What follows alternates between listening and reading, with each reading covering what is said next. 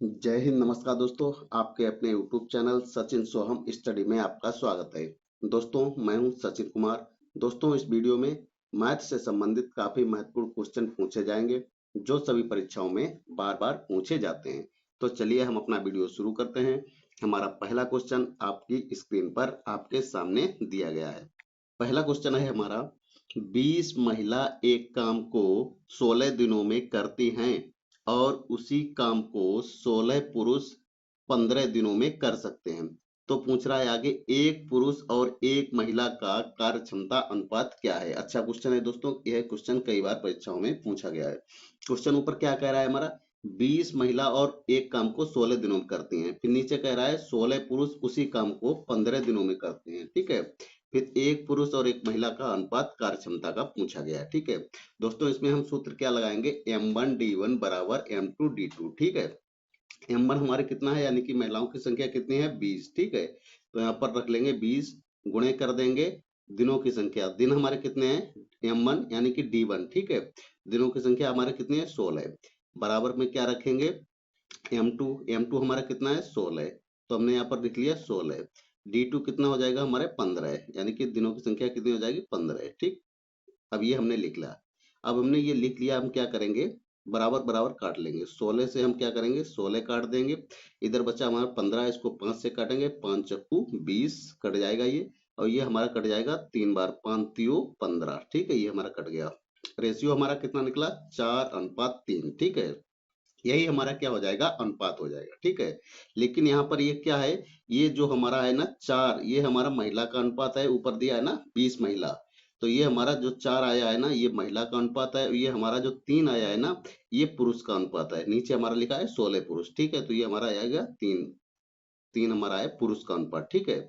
गौर से नीचे देखेंगे, यहाँ पर क्या पूछा गया है, एक पुरुष और एक महिला का कार्य क्षमता का अनुपात क्या है। ठीक है। तो कई स्टूडेंट क्या करते हैं, उन्होंने निकला यहाँ पर 4:3।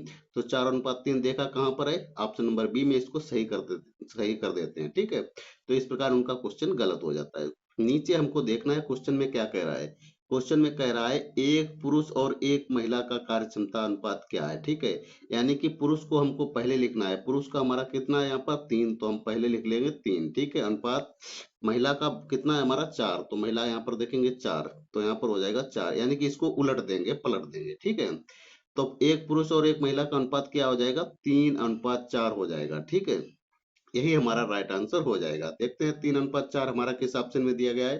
तो 3:4 हमारा ऑप्शन नंबर ए में दिया गया है।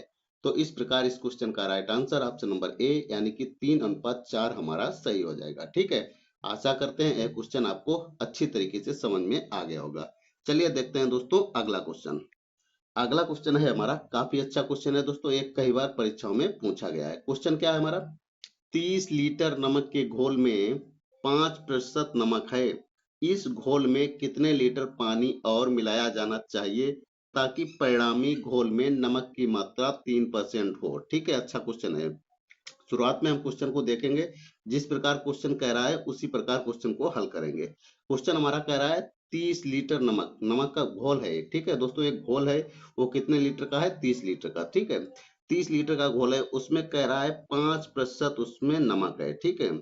जब बताइए दोस्तों 5% नमक हो जाएगा, तो उसमें हमारा पानी कितना हो जाएगा, 95% हो जाएगा। ठीक है। 100 से हम 5 घटा देंगे, कितना आ जाएगा, 95%। ठीक है। ये क्या हो गया, 95% पानी है इसमें। ठीक है। यहाँ तक आप समझ गए। भाई 30 लीटर का घोल है, उसमें 5% जब नमक हो जाएगा, तो पानी हमारा कितना हो जाएगा, 95%। फिर हम चलिए आगे बढ़ते हैं। इस घोल में कितने लीटर पानी और मिलाया जाए। ठीक है। इसमें क्या करना है, पानी मिलाया जाना है।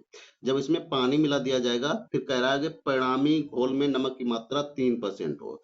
जब इसमें पानी मिला दिया जाए, तब कह रहा है इसमें कितना पानी मिलाया जाए कि नमक की मात्रा जो हमारी 3% हो जाए। ठीक है।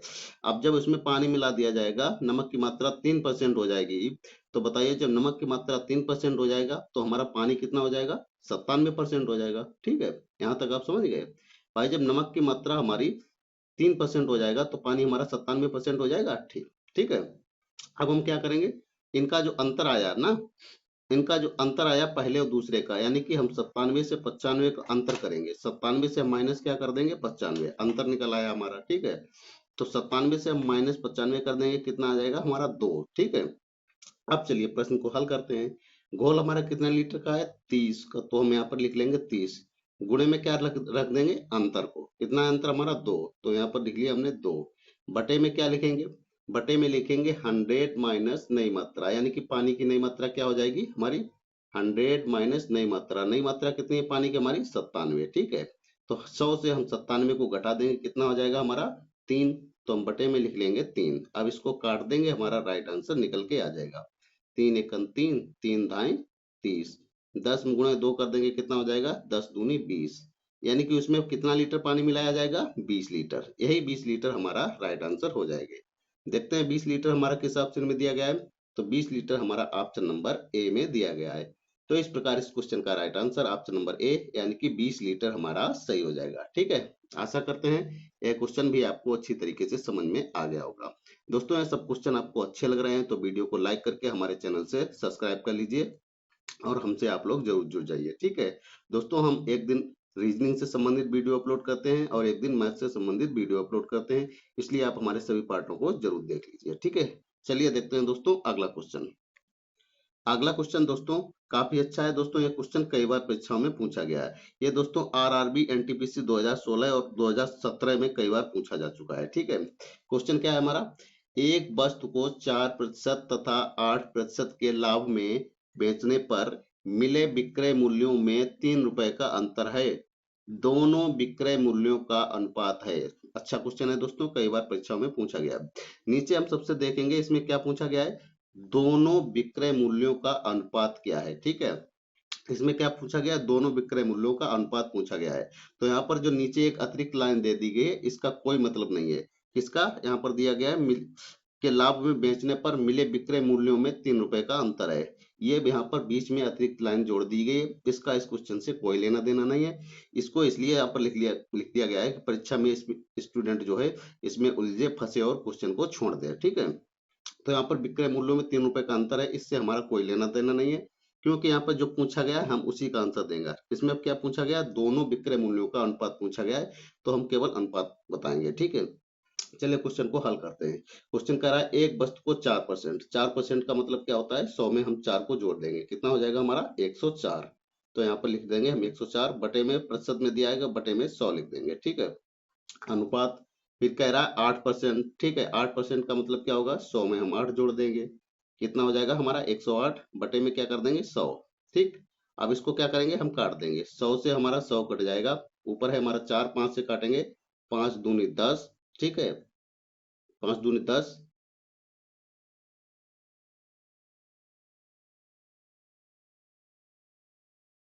सॉरी ये 5 से नहीं कटेगा, 4 से काटेंगे इसको। ठीक है, इसको 4 से काट देंगे, 4 दूनी 8, कितना बचा यहाँ पर? 2, 4 24 हो गया, 4 छंग 24। ठीक है, ये कट गया, फिर इसको काटेंगे, 4 दूनी 8, 2 बचा, कितना हुआ? 28, 4 सत्ते 28। ठीक है, कितना निकल गया? 26 अनुपात 27। ठीक है, तो यही हमारा क्या हो जाएगा?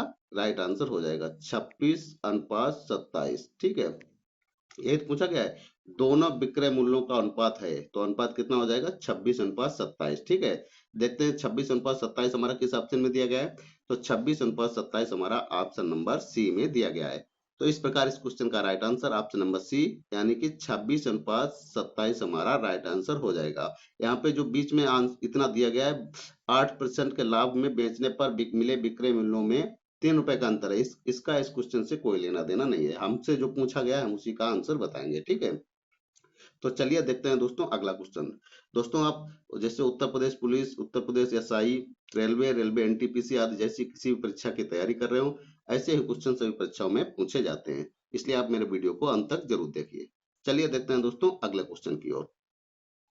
अगला क्वेश्चन है हमारा, एक्स की उम्र 36 वर्ष एवं वाई की उम्र 16 वर्ष है।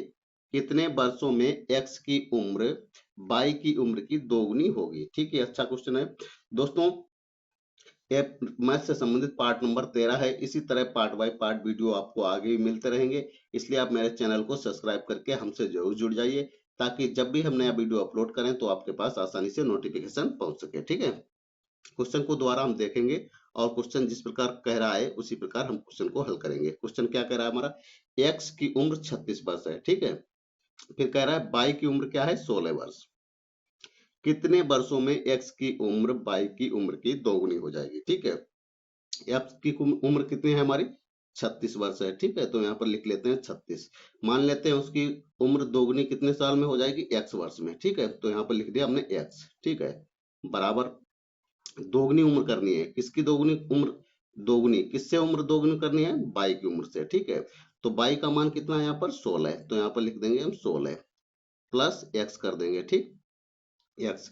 अब यहाँ पर 36x, ठीक है, 36x प्लस कितना हो जाएगा, 36x हो जाएगा, बराबर यहाँ पर 16 का 2 में गुणा करेंगे, कितना होगा, 16 दूनी 32 हो जाएगा। ठीक है, 32 प्लस 2 का x में गुणा करेंगे, कितना हो जाएगा, 2x हो जाएगा। ठीक है, यानी कि 2x। ठीक, यहाँ पर ठीक है। अब दोस्तों ये हमारा जो है 2x है, यहाँ पर ये 2x दिया गया है। ठीक है, 2x इधर प्लस में है, इधर बराबर के इधर जाएगा तो क्या हो जाएगा, माइनस। ठीक है, माइनस में हो जाएगा ना, तो 2x से हम x अगर घटा देंगे तो कितना बचेगा, हमारा x बचेगा। ठीक है, ठीक है। और दोस्तों ये हमारा ये 32 दिया है ना, अब 32 हमारा बराबर के इधर जाएगा तो ये भी माइनस में हो जाएगा। ठीक है, तो 36 से हम 32 को माइनस कर देंगे, कितना आ जाएगा हमारा 4। ठीक है, तो ये क्या हो जाएगा, हमारा राइट आंसर हो जाएगा। यानी कि कितनी उम्र में उसकी उम्र दोगुनी हो जाएगी, 4 वर्ष में। ठीक है, पूछ रहा है कितने वर्षों में एक्स की उम्र वाई की उम्र से दोगुनी हो जाएगी, तो कितने वर्ष में हो जाएगी, 4 वर्ष में। देखते हैं 4 वर्ष हमारा किस ऑप्शन में दिया गया है, तो 4 वर्ष हमारा ऑप्शन नंबर बी में दिया गया है। तो इस प्रकार इस क्वेश्चन का right answer option number B यानी कि 4 वर्ष हमारा सही हो जाएगा। ठीक है दोस्तों, ये तो हमने आपको साधारण तरीके से बताया आपको कैसे हल करना है। दोस्तों जब आप परीक्षा दे रहे होंगे तो इस तरीके से उस क्वेश्चन को हल करने की जरूरत नहीं है। क्या करेंगे, इसको गो थ्रू ऑप्शन द्वारा हल करेंगे। चलिए ठीक है, ऑप्शन से बहुत जल्दी हल हो जाता है। ठीक है, चलिए ऑप्शन से आपको हल करके दिखा देते हैं।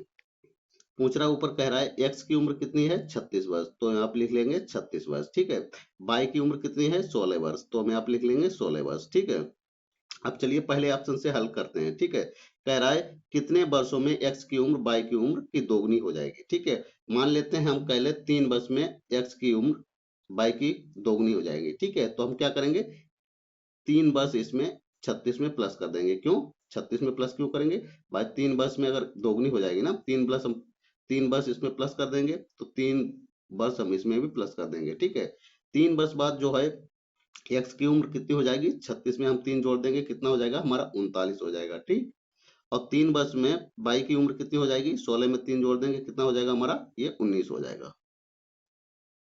तो क्या 19 का दुगना 39 है ना, 19 दोनों कितना होता है 38, लेकिन ये 39 है, दोगुना हुआ क्या, नहीं ये दोगुना नहीं हुआ।